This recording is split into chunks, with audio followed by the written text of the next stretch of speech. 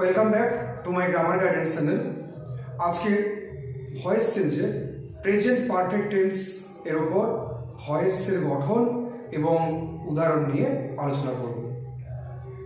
তো আশা করি ভিডিওটি সবার ভালো লাগবে। প্রেজেন্ট পারফেক্ট টেন্সে প্রথমেই আমি লিখেছি দেখো অ্যাক্টিভ ভয়েস, তারপরে লেখা আছে প্যাসিভ ভয়েস। অ্যাক্টিভ ভয়েসের গঠন যেটা টেন্সের গঠন সেটাই হচ্ছে অ্যাক্টিভ ভয়েসের গঠন।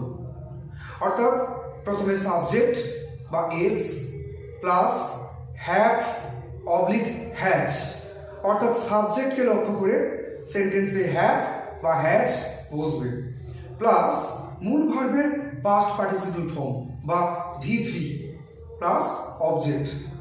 এবার যখন আমি প্রেজেন্ট পারফেক্ট টেন্সের প্যাসিভ ভয়েস করতে আসছি তাহলে গঠনটা কি হয়ে যাচ্ছে না, গঠনটা হচ্ছে NS plus have oblique has plus bin.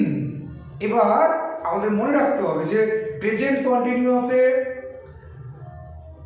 Being এসছিল, বি ভার্বের পরে বিং বসিয়েছি। এখানে প্রেজেন্ট পারফেক্ট টেন্সে হ্যাভ ভার্বের পরে আমাদের বিং লিখতে হচ্ছে, BEEN বিং প্লাস V3 বা ভার্বের past participle form plus by plus NO বা নিউ অবজেক্ট। তাহলে গঠনটা হলো এরকমই, NS plus have oblique has plus been plus V3 plus by plus NO বা নিউ অবজেক্ট। একটা উদাহরণ দিয়ে বিষয়টাকে বোঝানোর চেষ্টা করি। ভয়েস চেঞ্জে একবারে প্রথমে আমরা দেখব এটা হচ্ছে সাবজেক্ট, ফিনিশড হচ্ছে ভার্ব, দা টাস্ক হচ্ছে অবজেক্ট। এবার প্রথমে আমরা সেন্টেন্সে যেটা সাবজেক্ট ভার্ব এবং অবজেক্টের আইডেন্টিফিকেশন করলাম।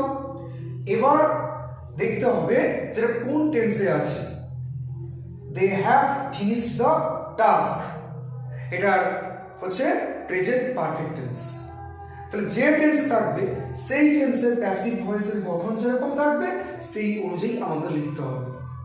তাহলে প্রথমে এনএসটা কোনটা হবে না, দ্য টাস্কটা, দ্য টাস্ক।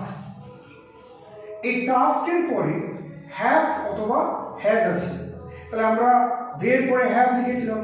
টাস্ক যেহেতু এটা সিঙ্গুলার নাম্বার, সিঙ্গুলার, তাই সিঙ্গুলার এবং থার্ড পারসন, তাই আমরা হ্যাজ লিখব, দি টাস্ক হ্যাজ। এরপরে সূত্রে আছে বিন, তাহলে বিন বসাবো। তারপরে V3, ফিনিশড V3 কি হবে, ফিনিশড। তাহলে the task has been finished by new object বা NO, অর্থাৎ এখানে দে আছে, এদিকে হলে হয়ে যাবে দেম। তাহলে উত্তরটা হলো the task has been finished by them. Okay, thank you very much for watching this video.